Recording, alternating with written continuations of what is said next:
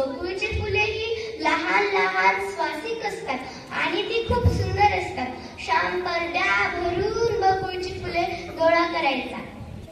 बकुळीची फुले ही अगदी मोत्यासारखी दिसतात. श्यामचे वडील हे गणपती बाप्पाचे भक्त होते. त्यांना रोज लाल हिरव्यागार झुकलेल्या रेषा दुर्वा लागायच्या. ते आणण्यासाठी श्याम दूरवर जायचा.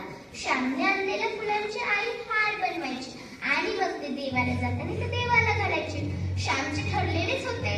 सकाळी बकुळीची फुले आणायची आणि संध्याकाळी गुलबक्षीची. गुलबक्षीची फुले जमवताना मुलांमध्ये भांडण देखील व्हायची. मला अधिक मिळाले, तुला कमी मिळाले असे म्हणून भांडायची. गुलबक्षीची फुले ही लहान लहान बारीक असतात. कोवळ्या देठाची असतात. त्याला खाली एक मणी असतो. ती फुले नाना रंगाची असतात. लाल, पांढरी, पितांबरी, कितीतरी प्रकार. श्यामची आई अंगणातील तुळशीजवळ बसून हार गुंफवायची. गुंफण्याची सुद्धा रीत वेगळीच होती. सुई दोरा काहीही न वापरता फुलांच्या दांड्या एकमेकात गुंफून हार बनवायची. रोज शाळा सुटल्यावर सगळी मित्रमंडळी फुले गोळा करायला पडायची. रविवार मात्र वेगळाच असायचा. सर्वजण आपल्या सोयीनुसार जायचे. एका रविवारी असेच झाले. श्यामला जायला उशीर झाला तर काय, एकही फुल नव्हते झाडावर.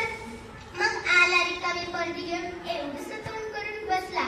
त्याने या रविवारी ठरवले, आपण सर्वांच्या आधी जायचे आणि सगळी फुले गोळा करून आणायची. मग काय, सकाळपासून त्याची स्वारी तयारीतच. दुपारी 3 वाजता खूप ऊन पडलेले तेव्हाच तो निघाला. मित्रांनो, तुम्हाला अगदी गंमत माहितीये का? गुलबक्षीची फुले ही दुपारी 4 नंतर उमलतात. हळूहळू उमलून संध्याकाळी छान टपोरी होतात. गुलबक्षीच्या कळ्यांना घोबे असे म्हणतात. तर काय, शेजारच्या काकांच्या मागच्या अंगणातील गुलबक्षीच्या झाडांना खूप कळ्या आलेल्या. त्याने त्या सर्व कळ्या तोडून आणल्या. घरी आल्यानंतर त्याने त्या सर्व कळ्या तांब्यातील पाण्यात टाकल्या. श्यामची आई श्यामला म्हणाली, अरे श्याम, आज घरीच कसा रे तू? जायची नाहीये का फुले गोळा करायला? हो, मग मागच्या रविवारी सारखे व्हायचे, एकही फुल नाही मिळायचे. मग येशील रिकामी पर्दी घेऊन एवढंच तोंड करून बसशील. माईला नाही तर धूप आरतीला तरी 2-4 फुले आणून दे. तेवढ्यात श्याम म्हणाला, मी तर केव्हाचीच आणली फुले, देव का आणून तुला? आई म्हणाली, हो रे लबाडा. तोपर्यंत श्याम तांब्याजवळ गेला. तांब्यात पाहतो तर काही कळ्यांचे फुले झालेले तर काही कळ्या तशाच होत्या. त्या उमलल्याच नव्हता. मग काय, श्याम हिरमुसला. श्यामची आई पाहते तर श्यामची आई म्हणाली, अरे श्याम, पाणी ठिणकते कळ्यातून कळ्या आणल्या होत्यास की काय? तरीच त्या नीट फुलल्या नाही. झाडांना आधी त्या कळ्या नीट फुलू द्याव्यात, मग त्या आणाव्यात. एवढ्या आधाशासारखा उतावळा होऊन गेलास. तेवढ्यात मित्रमंडळी आले. बन्या, बाबी, बापू ही सगळी मित्र आले आणि म्हणू लागले, अरे श्याम चोरट्या, सगळी घेऊन आलास तू फुले?